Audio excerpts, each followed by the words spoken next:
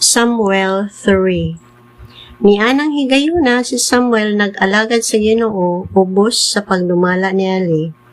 Niadtong mga adlaw panagsa na lamang mo padalag mensahe ang Ginoo ug dili na sagad makita ang panan-awon. Usa ka gabi iniana si Eli nga halap na naghigda sa iyang lawak.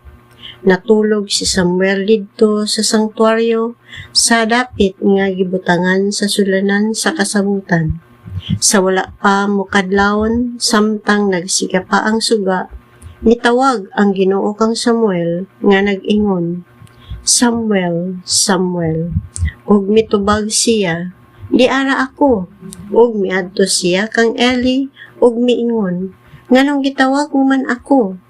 Apan si Eli miingon, "Wala ako magtawag, balik pagkatulog."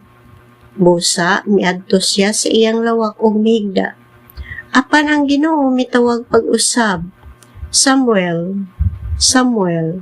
Og si Samuel mibangon ug miadto kang Eli ug miingon, "Unsa may ikaalagad ko kanimo?"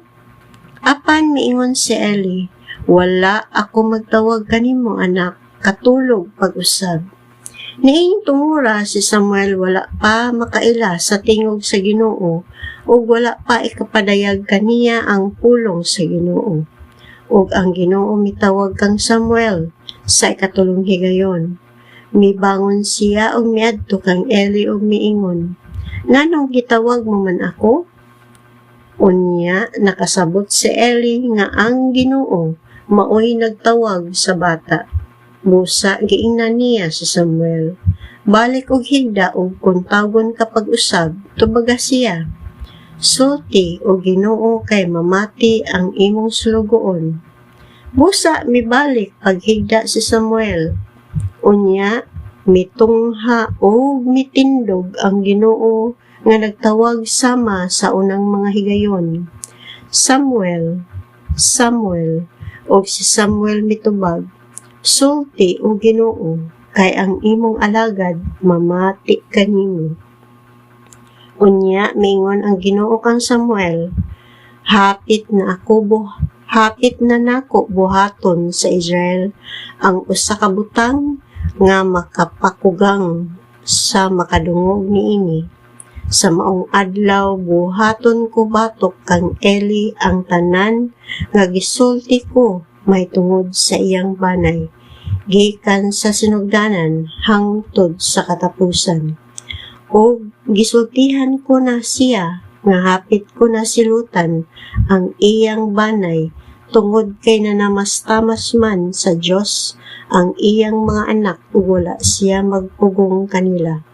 Busa nanumpa ako batok sa panimalay ni Eli nga ang ilang sala dili gayod mapasaylo pinaagi sa halad o gasa hangtod sa kahangturan. Natulog si Samuel hangtod sa buntag. Unya, giablihan niya ang mga pultahan sa templo sa Ginoo. Si Samuel nahadlok pagsugilon kang Eli sa pananawon nga iyang nakita. Apan gitawag siya ni Eli o giingnan, "Samuel, anak ko." Si Samuel mitubag, "Unsa man?" Og nangutana si Eli, "Unsa may gisulti sa Ginoo kanimo? Ayaw paglimod. Silutan ka sa Dios kung may ililong ka kanako sa gisulti niya kanimo." Busa gisuginlan siya ni Samuel sa tanan.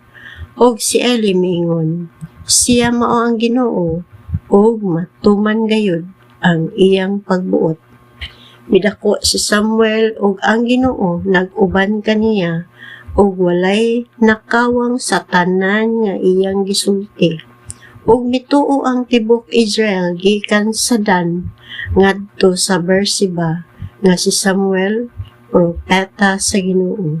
Unya mipakita pag-usab ang Ginoo didto sa Silo kay mipadayag man siya kang Samuel didto pinaagi sa pagpakisulti kaniya. Ang gisulti ni Samuel nasangyaw sa tibuok Israel.